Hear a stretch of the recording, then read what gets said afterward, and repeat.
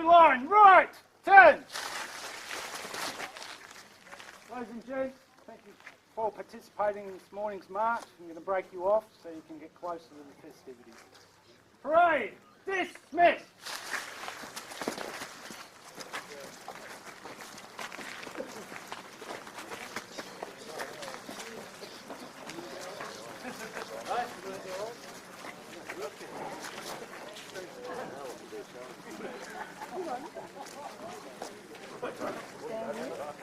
I don't know where we're standing. We'll just stay here. We should go over there. Let's get the camera. Here.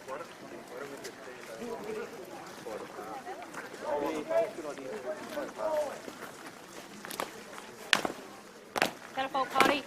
Hop! Catapult party. Outwards. Turn. Catapult party. Rest on. Arms.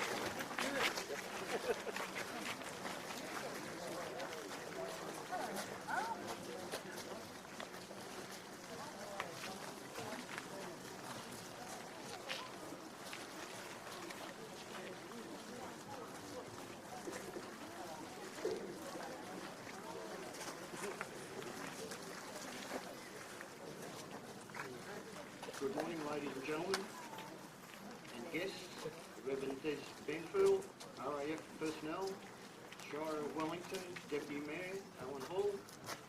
My name is Lee Jensen, and I'm the President of Locksport RSL.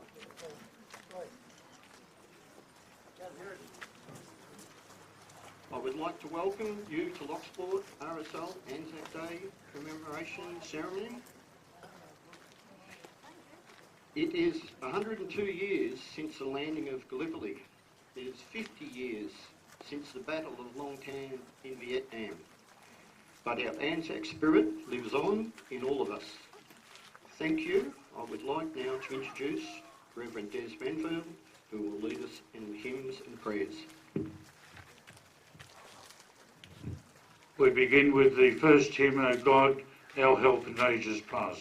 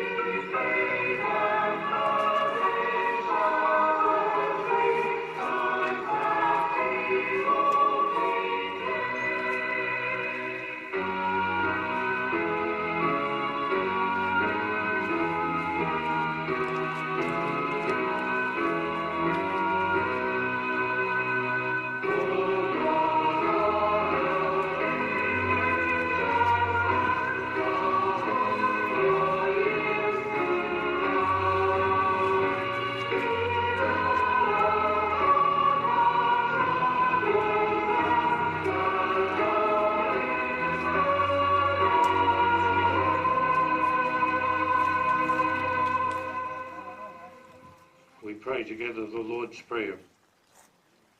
Our Father, who art in heaven, hallowed be thy name. Thy kingdom come, thy will be done on earth as it is in heaven.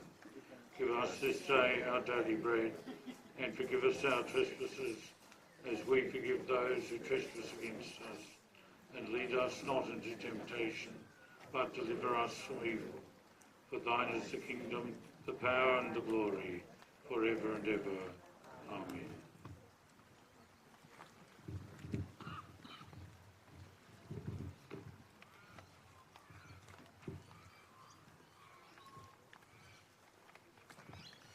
I'd like to ask Alan Hall to come up, please.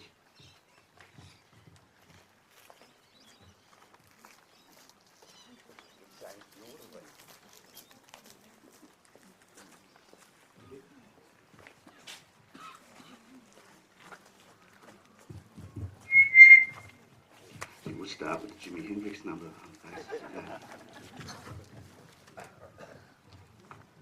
And for Gary Bliswick and Billy's benefit, the tie I'm wearing actually matches the umbrella. There's no indication that Colin was going to win this afternoon. Thanks, Leah. Thanks for the invitation to be here. I wish to acknowledge the traditional custodians of the land, the Gunai people, and pay respect to their elders, both past and present. On the 25th of April 1915, a young nation came of age on the world stage. Despite the failures of leadership reflective of rank linked to British aristocracy, Australian and New Zealand troops stormed Clifford Suville Cove. As we stand here, and this was a speech written for a different location, and we look out over Lake Victoria, you can imagine the British High Command would direct a landing towards the cliffs of the National Park rather than Lake Street. But the traits demonstrated of courage, compassion, ingenuity, mateship and a fair go for all didn't just start and end at Gallipoli, but have underpinned our society from then on.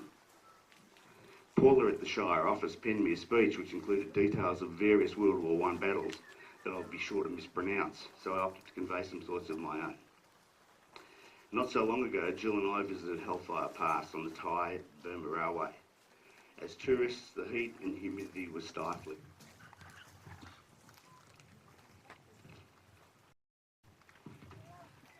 But the overwhelming sense of pain and grief was all engulfing.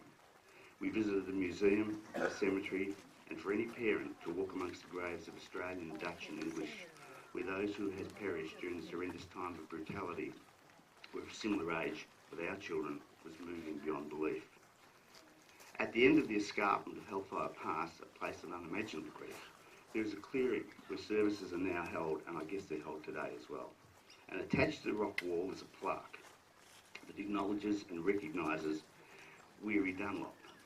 And having met and spent some time with the humble and gracious Weary Dunlop, as this place, the feeling of courage, selflessness and commitment is clearly palatable. The life we have today is because so many made the ultimate sacrifice or carried with them a lifetime of pain and torment. Courage manifests itself in various ways, and during the term of John Curtin's Prime Ministership, he made the courageous decision not to form a war cabinet, effectively cutting out the opposition leader Robert Menzies, a fierce loyalist, from key decisions. Curtin demanded the return of our crack Australian troops from the European theatre at a time when our very survival depended upon it.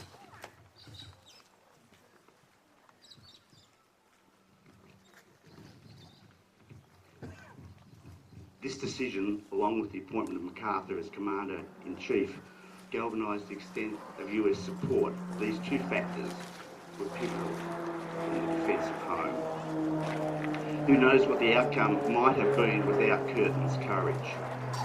And yet, as documented in Roland Perry's book, The Fight for Australia, we continued to show impatience, and losses might have been reduced if we'd listened to those leading on the ground. Too often we replaced command to rush to an outcome. Much was learned, and the skills developed in the jungles of New Guinea would serve us well in places like Malaya and Vietnam. And as tragic as the loss of any life is, the fact that we lost 521 in Vietnam, having deployed almost 60,000 over the journey, bears testament to training and discipline and the traits that underpin our military and society: courage, commitment, mateship and a fair go. It was during this time that when we as a nation lost our way and confused two important issues. The first, our fundamental right to protest, and protest we did. Nothing wrong with that. But in the process, we devalued and failed to acknowledge and recognise those who either chose or were compelled to engage in a war our government had committed to. And our returning vets or anyone in uniform was subject to abuse. It took 15 years to pass before we took steps to rectify this travesty. Then on the 3rd of October 1987, the streets of Sydney were filled with veterans, the families of the fallen, and the community, united in recognising those who had made the ultimate sacrifice and those whose lives would never be the same. I stood in my rumpus room because I couldn't in fact sit to watch it on television and watch this moment with my eyes filled with tears. Recently I had a discussion with a Vietnam vet who was wearing the reunion insignia of his battalion on his wind cheater, so I figured he was happy to talk. And in conversation he said something that I'm still processing, and he said about serving in Vietnam, "It was the best thing I did that ruined my life." It's my view that the belated recognition of our Vietnam vets is integral in our renewed commitment to Anzac Day and to the values of our country, particularly a fair go for all. At this moment it may be useful for those who are religious to pray, and for the rest of us to hope. As the world faces new threats, with leadership in dubious hands, we trust we will not revisit history. The songwriter Judy Small's words profoundly affected me when I heard, "The first time it was fathers, the last time it was sons, and in between your husbands marched away with guns and drums." We've come a long way since then. There is more to be done if our Australians truly reflect what we fought for, a fair go for all, lest we forget.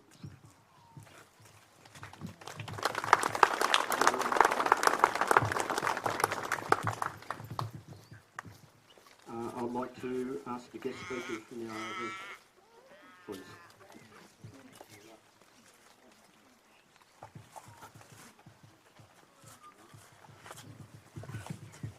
Good morning, ladies and gentlemen.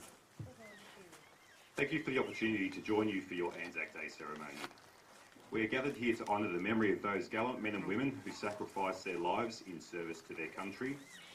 By your presence here, I know there is no doubt in your hearts and your minds that today is especially significant. In cities and towns throughout Australia and overseas, ceremonies like this are a permanent reminder to our youth of today that our forefathers thought this wonderful country of ours was worth fighting and dying for.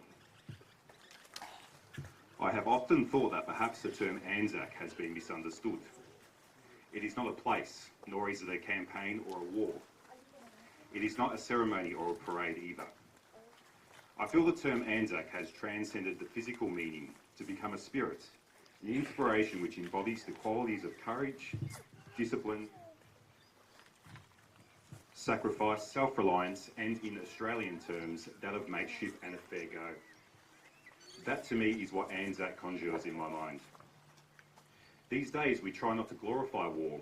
All we ask is a simple recognition of the sacrifice, commitment and unselfish devotion by those young men and women who serve so valiantly for their country and what they believed in. So much so that many knowingly went to their deaths. Our youth have always come together in a crisis. Individual desires and ambitions were put aside. I am sure whatever some may think of our young people today, our youth are our future and we need to safeguard that investment. I say to you, do not let what we have forged through the Anzac spirit be lost to indifference or a lack of responsibility. On the other hand, we as parents and community leaders need to give you the direction and advice that will prepare you for the future.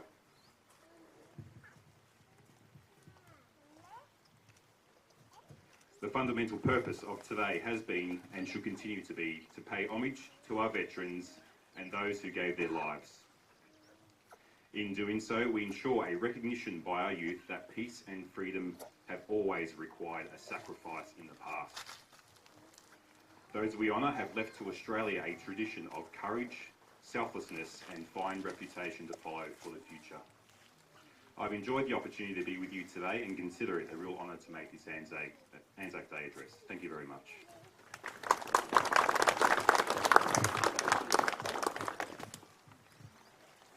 To him, fight the good fight.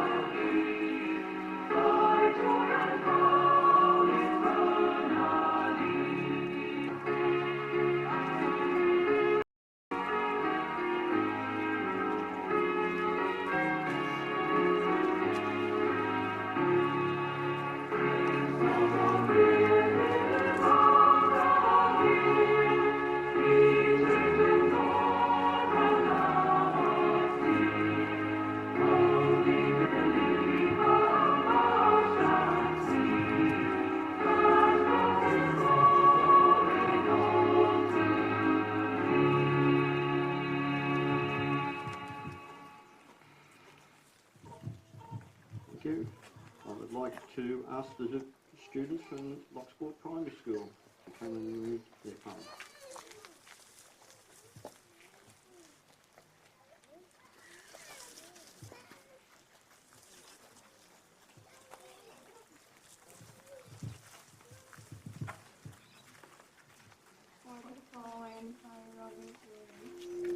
With a proud thanksgiving, a mother for her children, England mourns for her dead across the sea.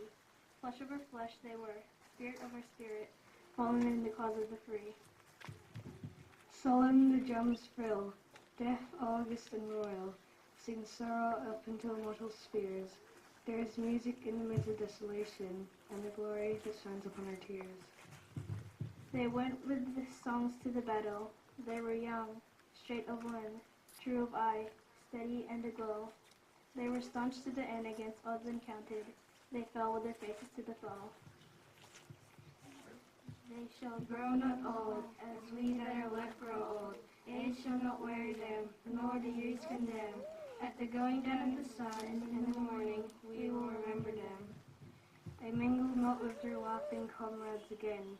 They sit no more at familiar tables of home. They have no lot in our labour of the daytime. They sleep beyond England's foam. But where our desires are and our hopes profound, felt as a wellspring that is hidden from sight, to the innermost heart of their own land they are known, as the stars that are known at the night. As the stars that shall be bright when we are dust, moving in marches upon the heavenly plain, as the stars that are starry in the time of the darkness, to the end they remain.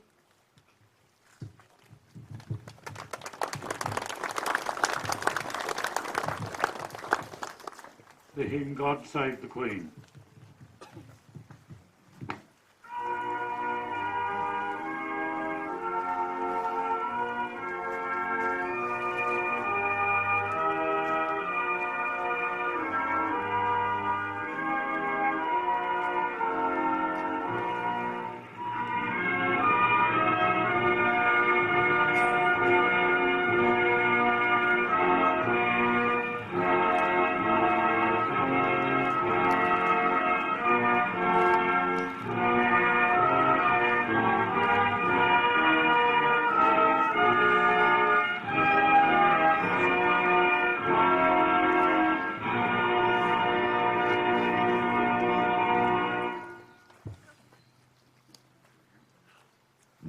Righto, Frank, you're up. I'll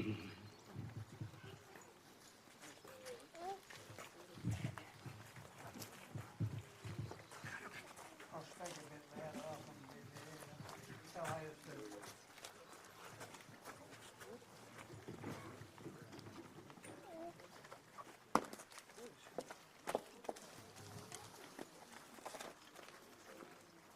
Thank you. A happy Anzac Day to everybody. We are gathered here to honour the memory of those gallant men and women who sacrificed their lives in service to their country.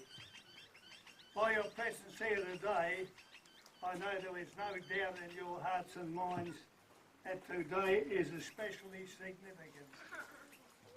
In cities and towns throughout Australia and overseas, ceremonies like this are a permanent reminder to our youth of today that our forefathers thought this wonderful country of ours was worth fighting and dying for. A point of interest, in World War I,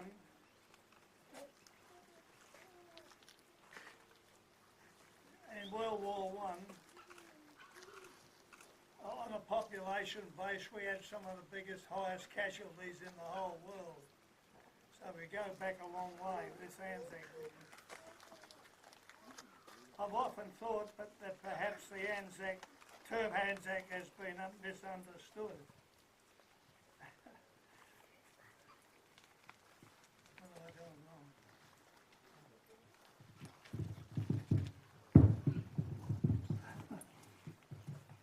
It is not a place, nor it is a campaign or war. It's not a ceremony or a parade either. The term Anzac comes from the words Australia and New Zealand Army Corps, as I'm sure you're all aware of. However, I feel the term Anzac has transcended the physical meaning to become a spirit, an inspiration which embodies a quality of courage, discipline, sacrifice, self-reliance, and in Australian terms, that of mateship and a fair go. That to me what Anzac country conjures in my mind. These days we try not to glorify war. All we ask is a simple recognition of the sacrifice, commitment and unselfish devotion by those young men and women who served so valiantly for their country and what they believed in, so much that many knowingly went to their deaths. Our youth have always come together in a crisis. Individual desires and ambitions were put aside. I'm sure whatever some may think about our people of today, our youth are our future, and we need to safeguard that investment. I say, do not let warrior forge through the Anzac spirit be lost to indifference or lack of responsibility. On the other hand, we as parents and community leaders need to give you the direction and advice that will pay you for the future. The fundamental purpose of today has been and should be to pay homage to our veterans and those that gave their lives in doing so. We ensure recognition by our youth that peace and freedom has always required a sacrifice in the past. Those we honour have left to Australia a tradition of courage, selfishness and a fine reputation to follow the future. I've enjoyed the opportunity to be with you today and consider it a real honour to make this Anzac Day of this. You want to do the ode now? Thank you, folks.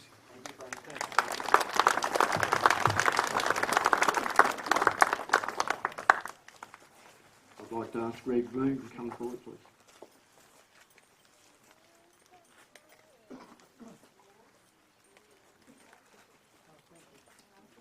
Good morning. I'm going to read the Anzac Requiem by Dr. C.W. Bean. On this day, above all days, we remember those Australian men and women who died or suffered in the great tragedy of war. On the morning of April 25th, 1915, Australian and New Zealand troops landed under fire at Gallipoli. And it was there, and then, and in the violent campaign which followed, that the Anzac tradition was forged. The elements of that tradition have inspired and offered an enduring example to later generations of Australians. Each year we pay homage not only to those original Anzacs, but to all who have died or were disabled in their service to this country. They enrich our nation's history. Their hope was for the freedom of mankind, and we remember with pride their courage, their compassion and their comradeship. They served on land and sea and in the air, and in many places throughout the world. Not only do we honour the memory of those Australians who have fallen in battle, we share the sorrow of those who have mourned them and of all who have been the victims of armed conflict. On this day, we remember with sympathy those Australians who have suffered as prisoners of war and those who, because of war, have had their lives shortened or handicapped. We recall staunch friends and allies, and especially those of the first Anzac Day. May we and our successors prove worthy of their sacrifice. Thanks very much, Greg. I'd like to ask Jim Vivian to come forward, please.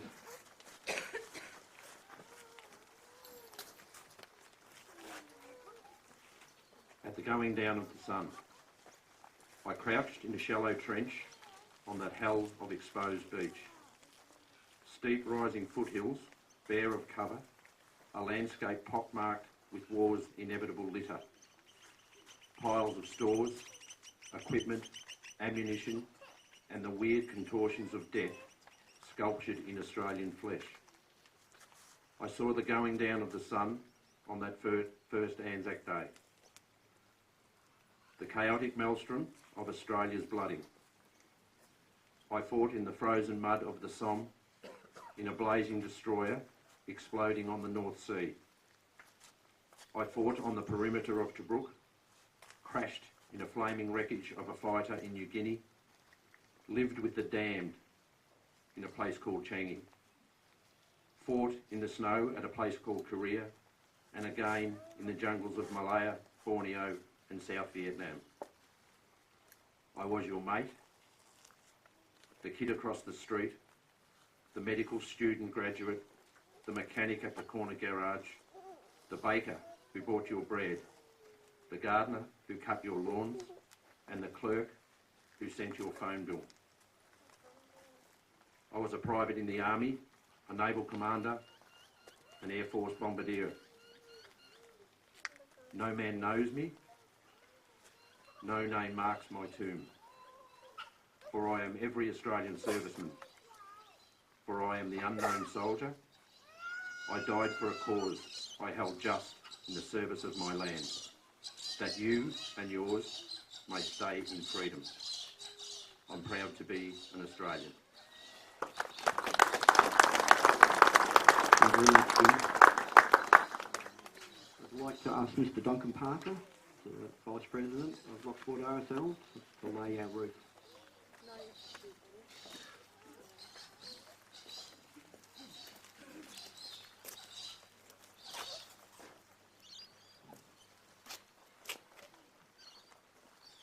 I would like to ask the Royal Australian Air Force to lay their roof.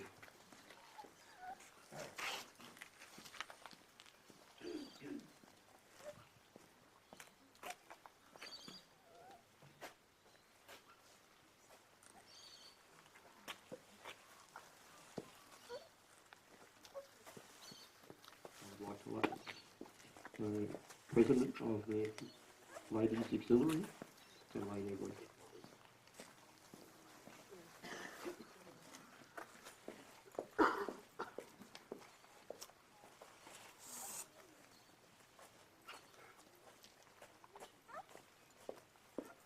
I would like to ask Alan Hall, Deputy Mayor, to lay the Shire of Wellington wreath.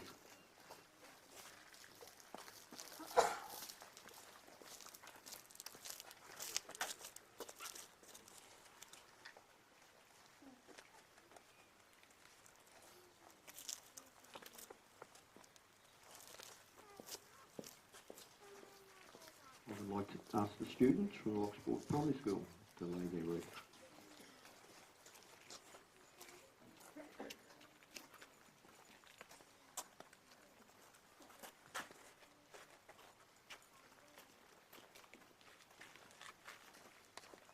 And if there's any members of the community that have any to rip, can come forward now.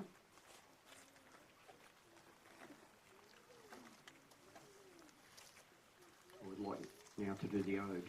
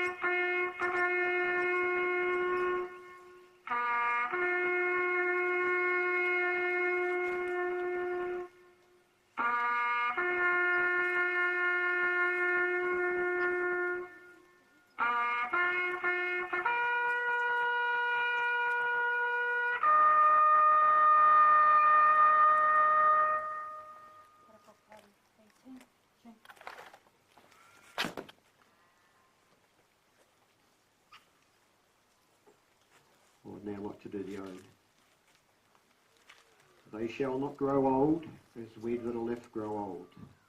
Age shall not weary them, nor the years condemn.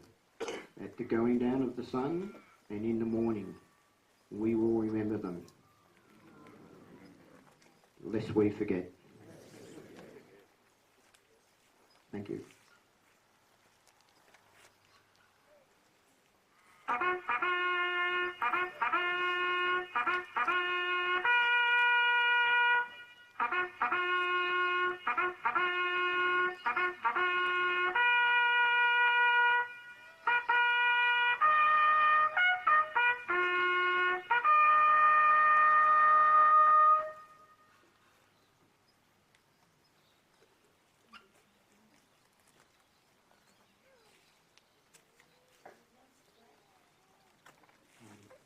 We've lost Brenda. Brenda, can you come forward, please?